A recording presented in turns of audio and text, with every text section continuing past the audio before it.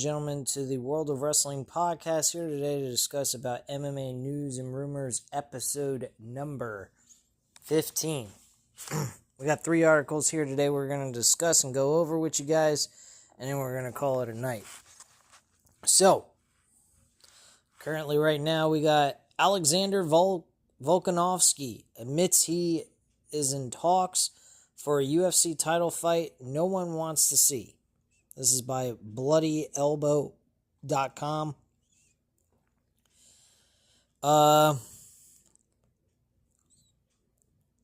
So it states that the Great won back his 145-pound belt by outpointing Diego Lopez at UFC 314 in April.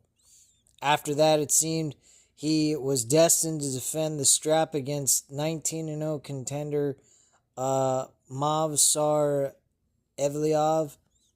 However, the Russian fighter recently confirmed he will return to action in a non-title bout this July.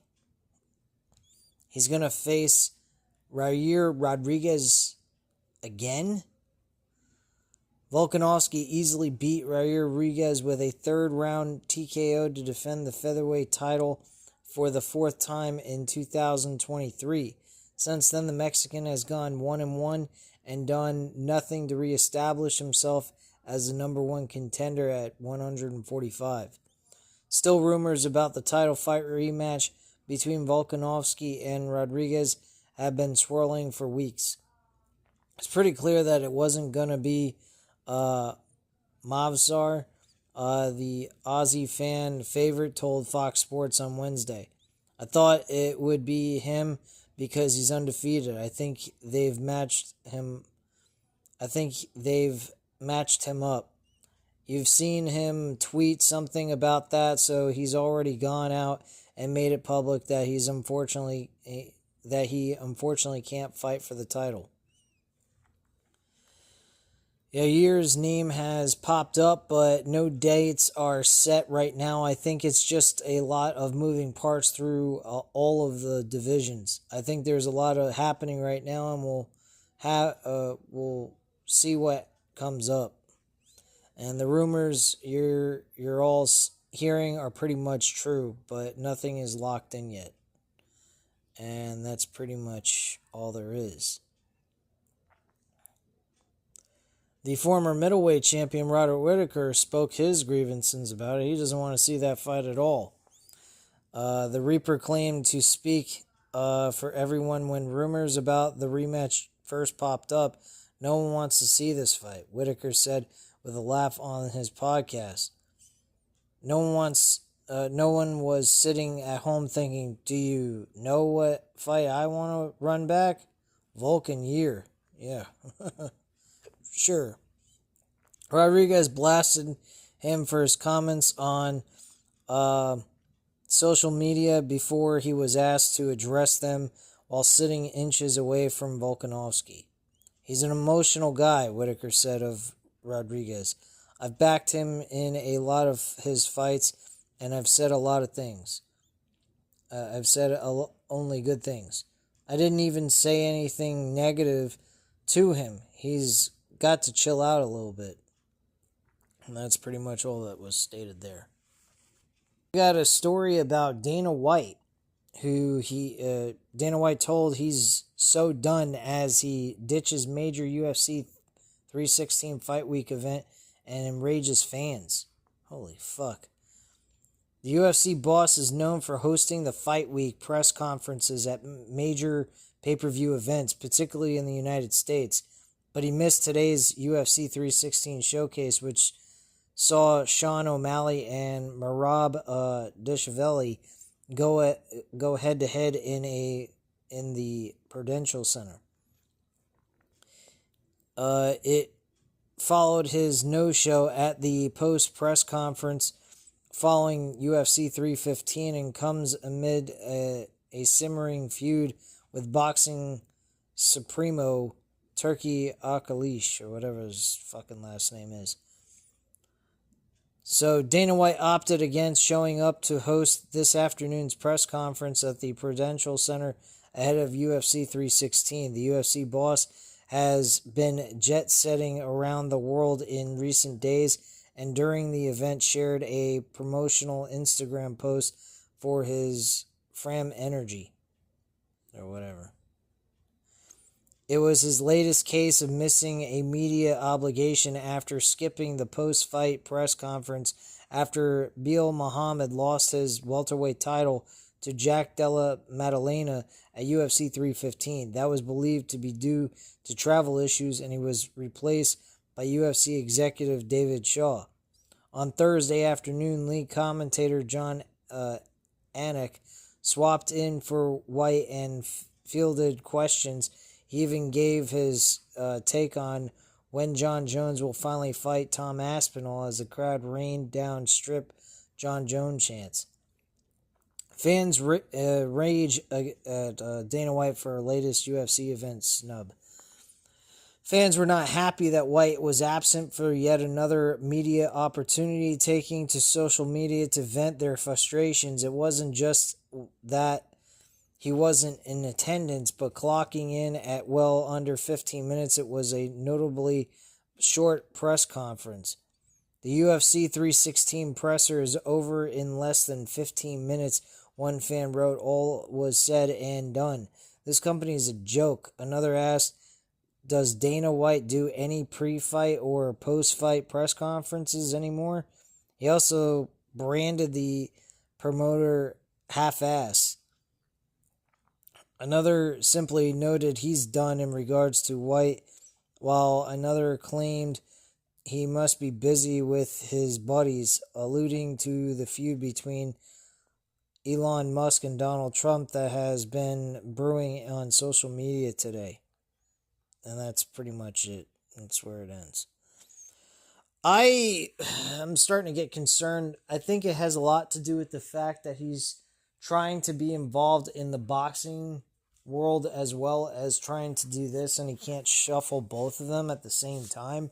He's currently trying to book a TKO card with Turkey to do that, and I think that's playing a huge factor in his involvement in these press conferences and so forth, and interactions between the fighters and so forth. He used to conduct all that.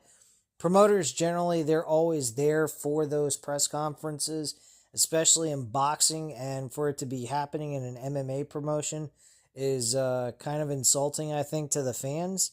So I can understand why fans are outraging over Dana White and not showing up, but I think it has a lot to do with the TKO boxing promotion that they're trying to put together here for the Canelo Alvarez and Terrence Crawford fight, which is going to be worth a lot of fucking money. People buying the pay-per-view are probably going to spend a lot of money for it. And I honestly think that this is going to be a huge event for a lot of boxing fans. But this is also affecting the MMA fans of the UFC. And as you can tell from the article, it's showing that they are pissed off at him. And they definitely have the right to feel the way they do. So honestly, I don't have a problem or an issue with the fans getting mad at Dana White for that, because he is the face of UFC. Without Dana White, UFC wouldn't be at the level it's at today.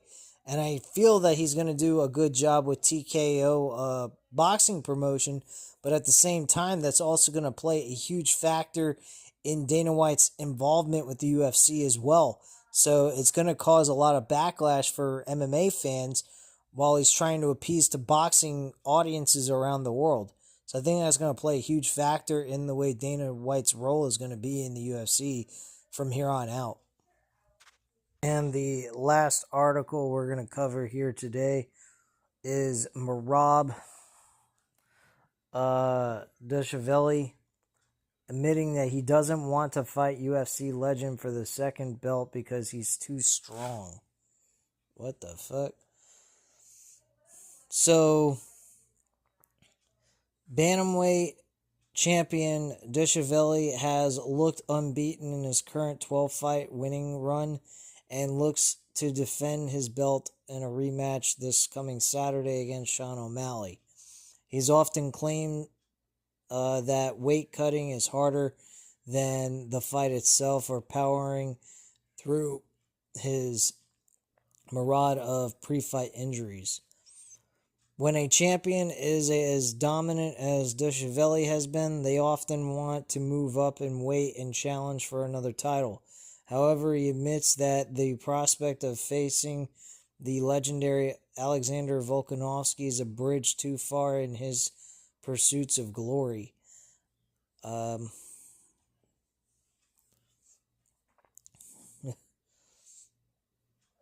So, Merab admits his fears over fighting Alexander Volkanovski. Merab Dushaveli is just days away from his second bantamweight title defense against Sean O'Malley and is a sizable favorite to win comfortably. He dominated their first meeting despite protests from the former champion and is expected to do the same this time around. During a promotional appearance on Fox Sports in Australia, the champion was interviewed by his fellow title holder Volkanovski. He told the Australian, "I mentioned a couple of times I don't want to fight you because you are way stronger than me." Wow, that's pretty ballsy to come out and say that. People are going to start wondering, is he really that big of a deal? "I don't want to take a big risk. I'm good. Even though this weight cut sucks, I'd rather kill myself to make this weight and be comfortable here. I'm good. I don't want to fight Volkanovski. Then we can cook peacefully and wish each other the best." Volkanovski laughed at that idea, which appeared to be slightly tongue-in-cheek, before telling Dushaveli, "I appreciate that. The respect is mutual anyway.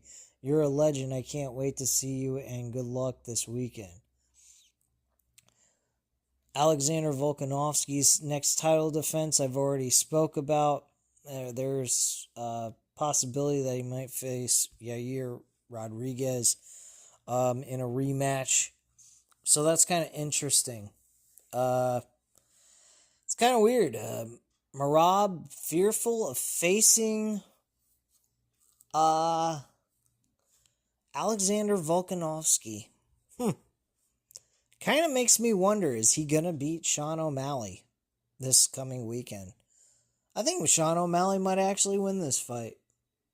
I really do. The last time they were supposed to fight, I predicted Sean O'Malley was going to win. I thought as long as he could keep the fight standing, he'd win the fight. And unfortunately, he was unable to do that. If he took this fight seriously, and based from what I've heard from his build up towards this fight, he's said a lot of things that interest me and get me thinking he's taking this fight seriously. I think he realizes this is his last chance at possibly capturing this belt against Merab, and I don't think he wants this opportunity to slip away from him at this point in time. He's not very vocal anymore. He's very quiet to himself. He's not on social media. He's just doing his thing and getting prepared for this fight. I think that is the best thing he could possibly do for himself at this point in time, especially the fact that he was taken down a bunch of times against Merab in their last fight at UFC No Show. It was in the Sphere in Las Vegas, and he got taken down quite a bit and was out wrestled and outclassed in that fight, and left no way for him to get any chance for the judges to be able to legitimately say he won the rounds so that he could win the match. So personally, I think that this is very important that he comes into this fight and is prepared for takedowns, and I hope that's what he prepared himself for. Because if he did not prepare for these takedowns and did not get better with takedown defense, he is going to have a long night against Merab. Merab is going to beat him again, without question. Because Merab is one of the best wrestlers in the fucking world right now in the bantamweight division. This guy is an outstanding wrestler. He can fight somewhat on the stand-up, but Sean O'Malley's got that handled 100%. Sean O'Malley is definitely great on the feet. The problem is can he defend the takedown this time around? if he does and he holds up, or at least if he's taken down, he's able to immediately get back up type of thing, he's got this fight in the bag, I think. I think he can clearly beat Merab standing up. He can outclass him with the strikes, and he would easily win this fight. I don't know if Sean O'Malley is definitely a lock to bet on. I mean, you could, but if you were to bet on him and, you know, you're talking about unit size, I would not bet a full unit on it because you could end up losing that full unit altogether. So I would recommend maybe betting a quarter unit of that size, whatever amount you're able to bet out of your bankroll. But Sean O'Malley, I think, does have a chance. But I'm still going to lean towards Merab because of the fact that he's just got amazing cardio for a guy in the UFC. He's got one of the best cardio in the game.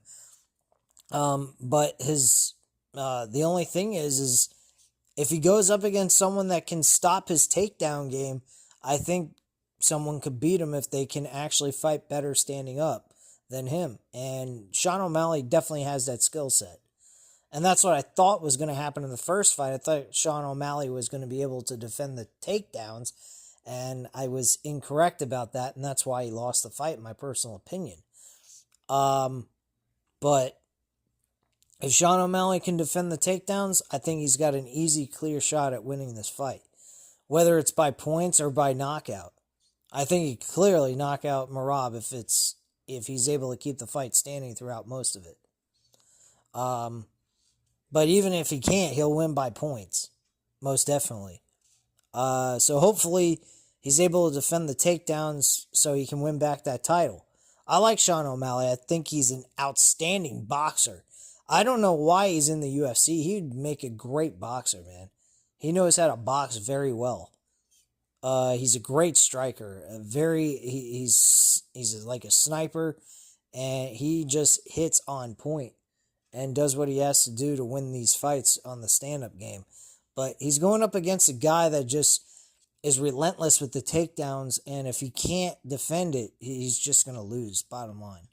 But that's pretty much all I have to say at this time, guys. You know what to do. Hit the like button if you like this video. Hit the subscribe button if you're not already subscribed to the channel. And leave a comment down below. I'll definitely get back to you on that. Thank you guys very much for watching, and have a great night, guys. Bye.